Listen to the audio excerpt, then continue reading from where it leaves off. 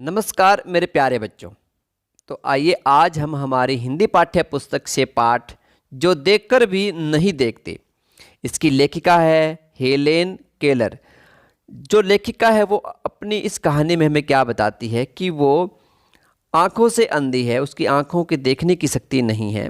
फिर भी वो क्या करती है, प्रकृति के इस वातावरण के नए नए अनुभव, नई नई बातें छू करके क्या कर लेती है, महसूस कर लेती है। वो अपने मित्रों की परीक्षा भी लेती है कि जो बाहर घूम कर के आते हैं उनसे हर बार पूछती रहती है कि आपने क्या देखा। लेकिन उनका जो जवाब सुन कर के वो क्या हो जाती है, बहुत ही चकित रह जाती है। तो आइए हम देखते हैं, यदि भगवान के द्वारा आंखें नहीं होती और जिसको आंखें दी होती है, उन दोनों में लेखिका हमें क्या अंतर बताती है। तो आइए चलते हैं हम हमारी कहानी की ओर, जो देखकर भी नहीं देखते। कभी कभी मैं अपने मित्रों की परीक्षा लेती हूँ। लेखिका कहती है, मैं अपने मित्रों से पूछ लेती हूँ, उनका निरीक्षण करती हूँ कि वो क्या क्या देखते हैं, यह परखने के लिए कि वह क्या देखते हैं, यह जांचने के लिए कि वो क्या देखते हैं। कुछ ही समय पहले हाल ही में मेरी एक प्रिय मित्र जंगल की सैर करने के बाद वापस लौटी। मैंने उनसे पूछा, आपने क्या क्या देखा। लेखिका कहती है कि एक जो मेरी मित्र थी वो अभी अभी हाल ही में जंगल की सैर करके, घूम करके, भ्रमण कर करके लौटी है। तो मैंने उनसे पूछ लिया, आपने क्या क्या देखा। तो मेरी मित्र ने मुझे जो उत्तर दिया वो था, कुछ खास तो नहीं। उनका जवाब था, मुझे बहुत अचरज नहीं हुआ। अचरज होता है हैरानी, कि मुझे ज़्यादा हैरानी नहीं हुई।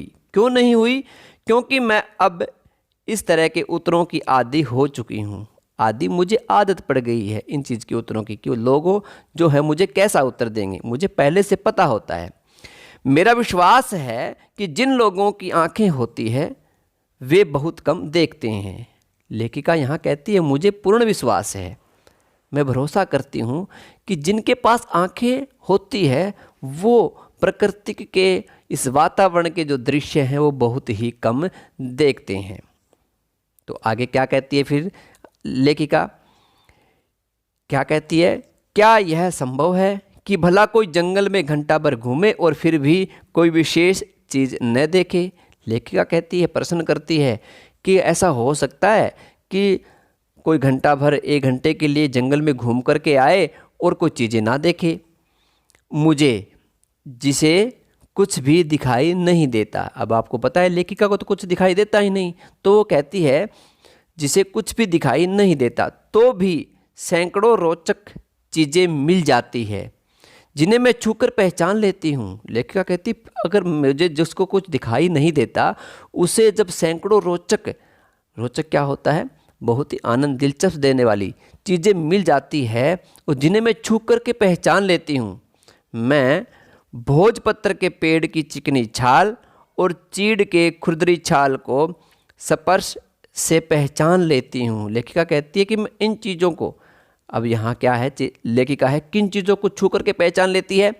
भोजपत्र के पेड़ की चिकनी छाल को, चीड़ की खुरदरी छाल को जब मैं छू करके पहचान लेती हूँ। बसंत के दौरान मैं टहनियों में नई कलियाँ खोजती हूँ, कि जब बसंत का मौसम आ जाता है उस समय पेड़ों की जब नई नई कलियाँ निकलती है तो मैं अपने हाथों से उन्हें खोजने की कोशिश करती हूँ। मुझे फूलों की पंखुड़ियों की मखमली सतह छूने और उनकी घुमावदार बनावट महसूस करने में अपार आनंद मिलता है। किससे? लेखिका को बहुत खुशी मिलती है। क्या चीज़ छूने से खुशी मिलती है? कि जब फूलों की जो कोमल कोमल मखमली की तरह जो क्या होती है, उनकी पंखुड़ियाँ होती है, जब उनको वो छूती है तो उसको बहुत आनंद मिलता है।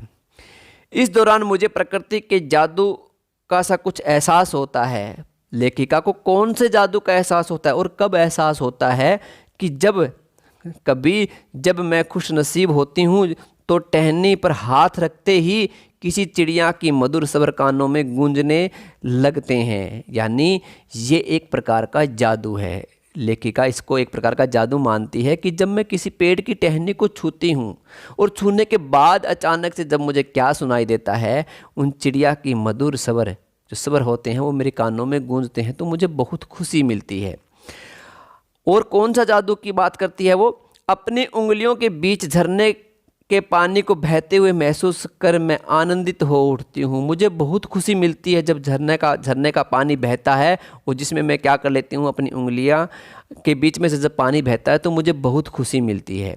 इस प्रकार के प्रकृति के जादू के बारे में वो बातें कर रही है। फिर उसने क्या कहा, देखिए इसके शब्दार्थ देख लेते हैं। यहाँ से जो रेखांकित किए गए थे वो सारे के सारे शब्दार्थ यहाँ मिलेंगे। परीक्षा लेना, जांचना, कि मैं अपने मित्रों की परीक्षा लेती हूँ, उनको जांचती हूँ। विश्वास नहीं होता, यकीन नहीं होता मुझे। परखना, मैं परख लेती हूँ, निरीक्षण करना। रोचक, दिलचस्प। एहसास, अनुभव। सैर, भ्रमण, घूमना फिरना। और स्पर्श, छूना। छाल, पेड़ का छिलका, जो छाल होती है वो पेड़ का छिलका होता है, जिसकी ऊपर की सतह बोल सकते हैं हम। हाल ही में, कुछ ही पहले, कुछ ही समय पहले। मखमली सतह, मुलायम परत। खुरदरी, दानेदार। खास, विशेष। महसूस होना, अनुभव करना। खुश नसीब, भाग्यशाली। जवाब, उत्तर। आदि होना, आदत लग जाना। अपार, बहुत। और मधुर, मीठे, कि मुझे आदी हो गई हूँ मैं इन उत्तरों को सुन करके, आदत सी पड़ गई अब तो, मैं जो भी मुझे बताता है कि बाहर घूमने के बाद मैंने कुछ नहीं देखा। तो देखिए फिर आगे क्या कहती है वो लेखिका में, कि आनंदित हो उठती हूँ। मुझे चीड़ की फैली पत्तियाँ या घास का मैदान किसी भी महंगे कालीन से अधिक प्रिय है। यानी कि जैसे हम, आपको महसूस होता होगा जब आप कहाँ जाते हो, कहीं पार्क में जाते हो तो देखते हैं कि उसकी घास जो होती है वो मखमली बिछाने से, जो बिछा करके हम मखमली सतह जो होती है उससे भी अधिक क्या होती है, वो प्रिय यानी कि प्यारी लगती है। तो लेखिका कहती है कि जो मुझे चीड़ की फैली पत्तियाँ या घास का मैदान किसी भी महंगे कालीन से अधिक प्रिय है। बदलते हुए मौसम का समा मेरे जीवन में एक नया रंग, खुशियाँ भर जाता है। कि जब भी मौसम बदलता है, उसका जो वातावरण होता है, समा क्या होती है, उसका वातावरण होता है, वो मेरे जीवन में एक नया रंग और एक नई खुशी भर जाता है। कभी कभी मेरा दिल इन सब चीज़ों को देखने के लिए मचल उठता है, बेचैन हो जाती हूँ मैं कभी कभी इन चीज़ों को देखने के लिए। किन किन चीज़ों को देखने के लिए? तो आज जो चीज़ें इसने बताई पीछे वाली, पेड़ों को देखने के लिए और झरने को देखने के लिए, फूलों को देखने के लिए क्या हो जाता है, लेखिका का दिल मचल उठता है। मगर अगर मुझे इन चीज़ों को सिर्फ छूने भर से इतनी खुशी मिलती है तो उनकी सुंदरता देखकर तो मेरा मन मुग्ध ही हो जाएगा। लेखिका कहती है यदि अगर मैं छू करके इतनी खुशी महसूस करती हूँ, यदि मैं उन चीज़ों को देख लूँगी तो उन पर मैं मोहित ही हो जाऊँगी। परंतु जिन लोगों की आंखें हैं वे सचमुच बहुत कम देखते हैं। इस दुनिया के अलग अलग सुंदर रंग उनकी संवेदनाओं को नहीं छूते। यानी कि जो जो भावनाएं होती है, जो जो उनके रंग होते हैं, जो पक्षियों की चहचहाने की आवाज़ होती है, उनको वो नहीं सुनते, उनको वो नहीं महसूस करते जिनके पास आंखें होती है। मनुष्य अपनी क्षमताओं को कभी कदर नहीं करता। मनुष्य की जो ताकत है, अंदरूनी ताकत है, जो शक्ति है, भगवान ने जो शक्ति दे रखी है, उनकी वो कदर नहीं करता। वह हमेशा उन चीज़ों की आस लगाए रहता है जो उसके पास नहीं है। यानी हम उनकी आशाएं करते हैं, उन चीज़ों की हम क्या करते हैं, पाने की कोशिश करते हैं जो हमारे पास नहीं होती है।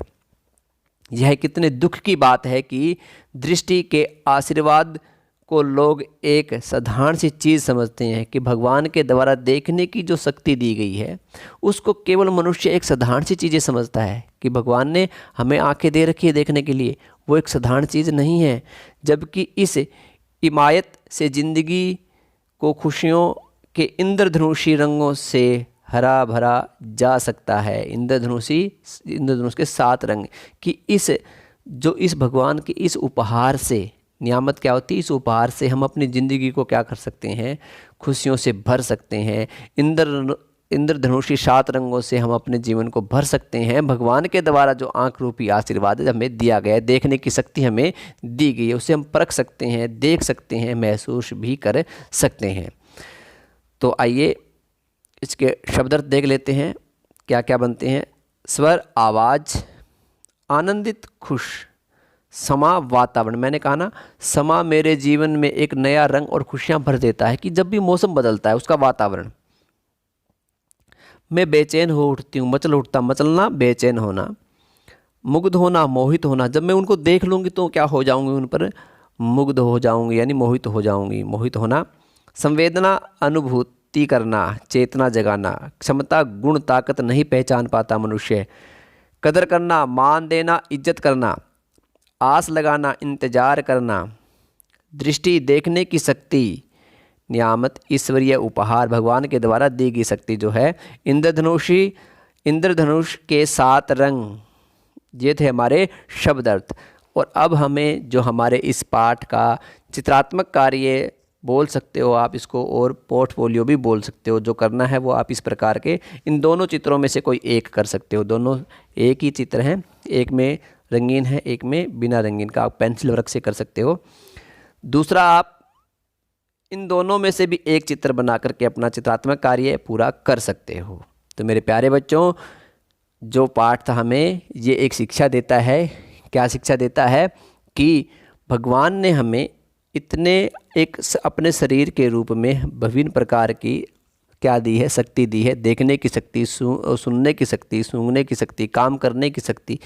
तो हम उन शक्तियों का क्या करें, प्रयोग कर करके अपने जीवन को क्या कर सकते हैं, खुशियों से भर सकते हैं। तो लेखिका ने यही बताने की कोशिश की कि जब मेरे पास आंखें नहीं हैं और मैं उन चीज़ों को, इतनी चीज़ों को महसूस कर सकती हूँ, छू करके महसूस करती हूँ, तो जो जिसके पास भगवान ने देखने की शक्ति दी है, तो वो इन प्रकृति दृश्यों को देख करके अपने जीवन को इंद्रधनुष इस 7 रंगों से क्या कर सकता है, पूर्ण कर सकता है, भर सकता है। तो आज के लिए इतना ही मेरे प्यारे बच्चों, आपका दिन शुभ रहे। धन्यवाद।